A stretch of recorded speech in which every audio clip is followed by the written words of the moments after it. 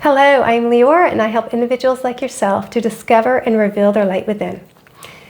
This week, we have an energy of unity. And what does it mean to be unified? Do we need to agree with everything everybody else says to be unified?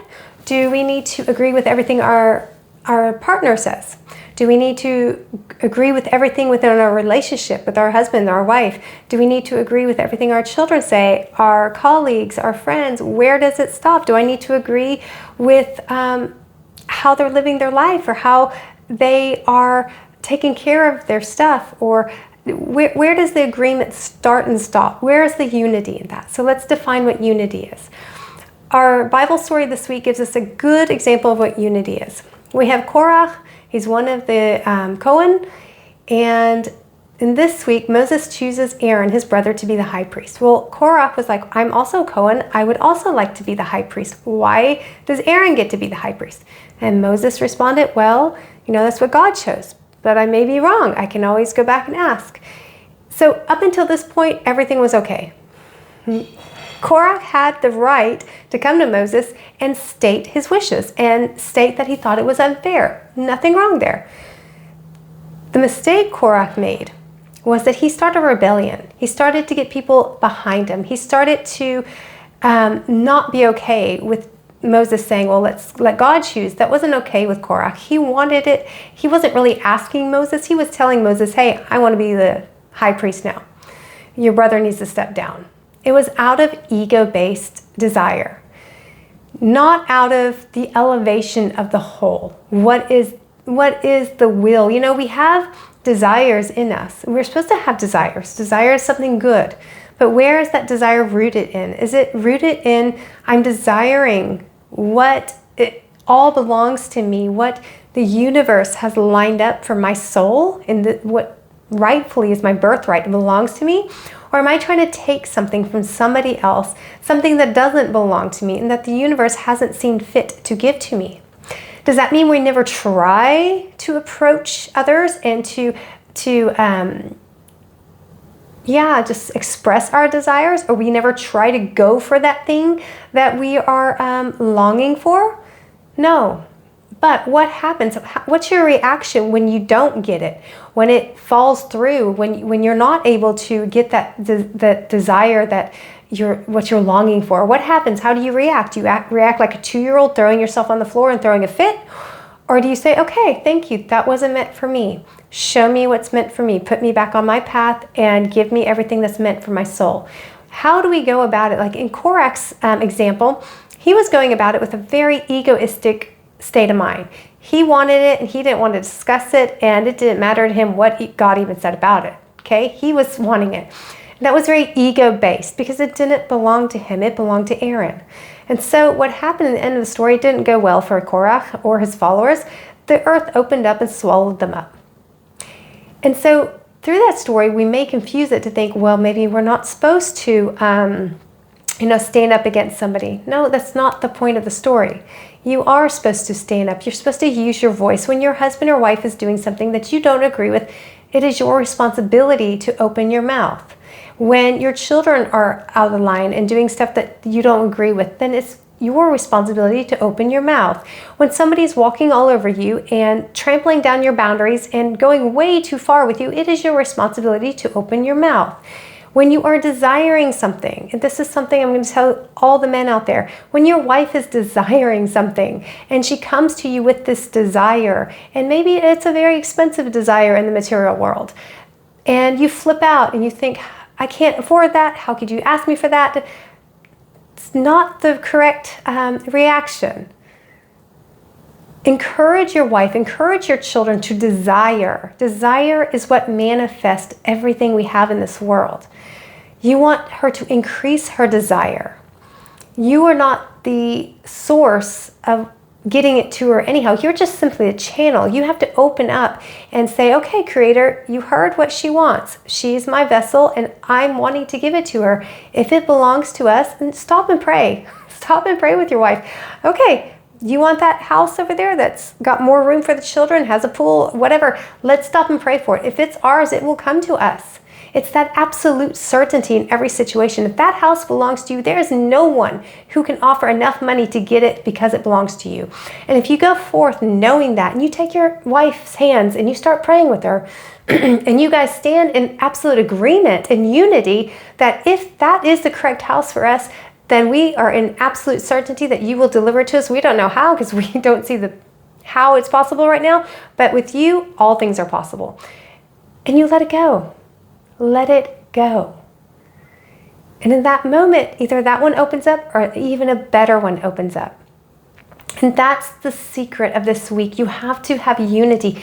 Chaos comes in when there is no unity. So, same example, if your wife comes to you and is like, I want that house and no other house. Well, okay, I hear you. Let's pray about it. Nope, I don't want to pray about it. I need you to go get another job on top of those 2 jobs you already have, and I want it now. Okay, that's ego-based, okay? I'm not going there. I don't suggest I would suggest something totally different than what I just described.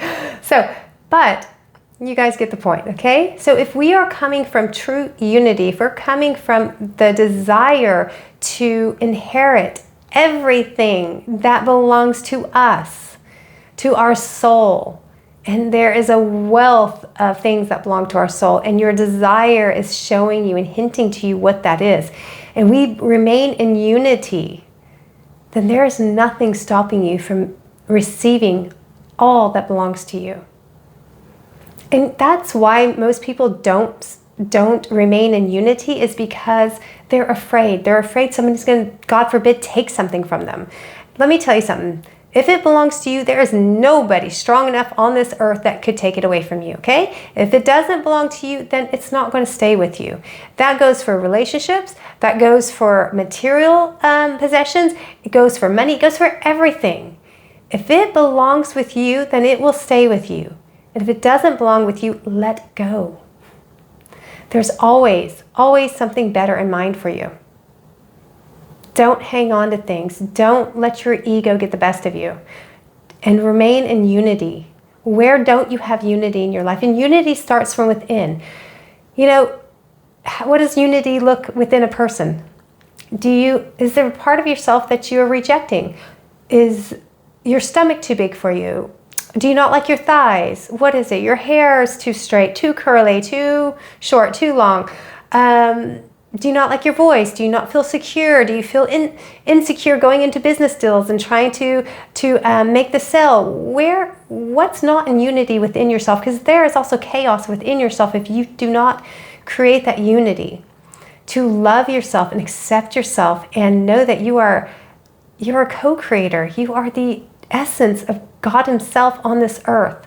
And you have come here to bring light, to bring miracles every day. Every word you speak, every action you do, every thought you have should be light-filled and miraculous. How do you see yourself? And is it in unity with how the Creator sees you?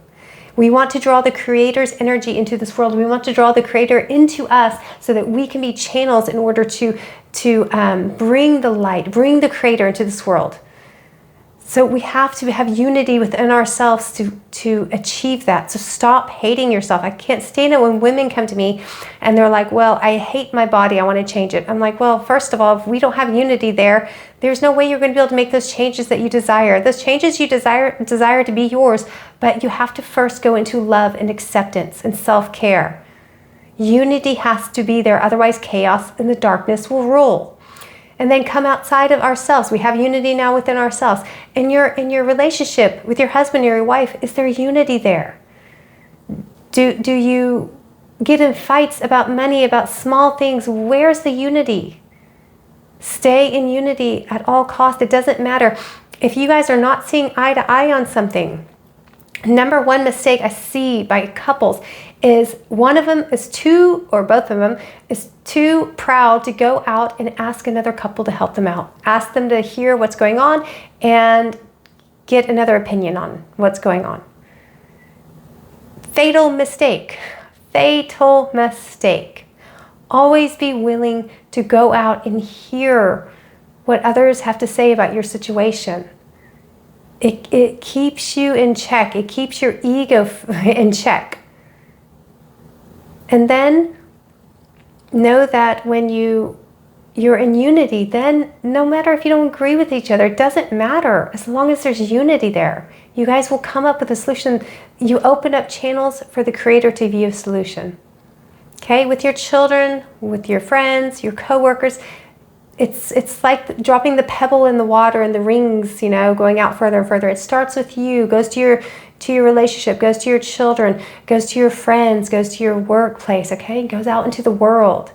Unity. We want to change the world so badly. We want world peace and harmony, but yet we can't even sleep in the same bed with our husbands because we're pissed off at them.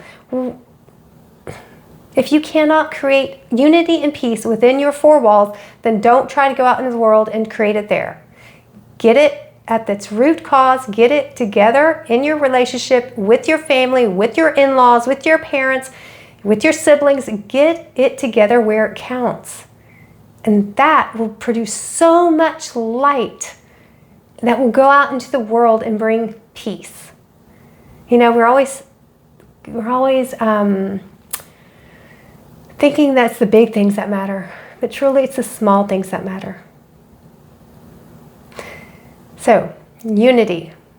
Get on it this week. See where you don't have unity. See where you have chaos in your life. And then ask yourself, is there unity in this situation? And go out and create unity and create peace and create love and bring down a lot of light. I wish you guys an amazing week.